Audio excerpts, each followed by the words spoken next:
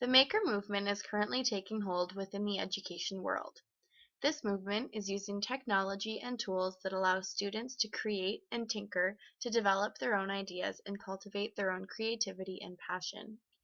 Unlike other technologies that are brought into schools that simply allow students to do the same activities as before, but on a new device, for example, like smartboards being used as whiteboards, the technologies involved in the maker movement have never been used in classrooms before, so we have no choice but to use them in new and innovative ways.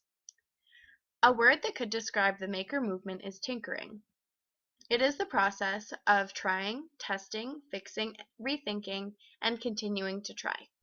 This idea of tinkering helps to build resiliency in children and provide them with a chance to develop their entrepreneurial side. Our students must be able to fail and get back up and try again to be successful in today's world. The maker movement allows for practice for this on a much smaller scale. The maker movement technology I want to talk about today is Scratch. This website allows children to create animations, games, and pretty much anything they can think of. The reason I chose this tool is because there is no specific way to use the tool. It's all up to the user. This would be a great way to integrate creativity along with learning about technology. This tool really stands out for me because it allows for an entirely new way for students to express themselves. In the past, we have clung to skits, drawings, writing, and other mediums for children to tell stories and be creative. Scratch allows children to be creative in an entirely new way, using technology. I would use Scratch in the classroom not as a replacement for these other avenues, but rather as another option in creative assignments. For example, all of the students could create a story. Then it would be their choice of how they are going to tell the story. They could act it out or they could use Scratch.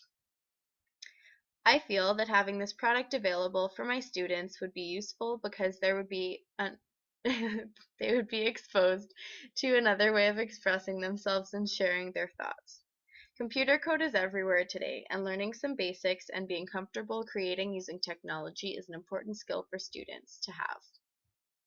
This program gives students the chance to learn through making and creating, which teaches them things that I simply cannot teach them by standing in front of the classroom. For example, first all you have to do is go into the Create section.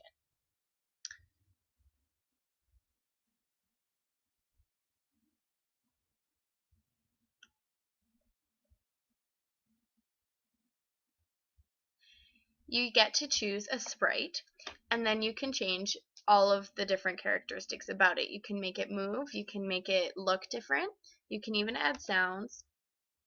And the way that you would do this is by taking these blocks and moving them into your work area. The blocks connect together like Lego,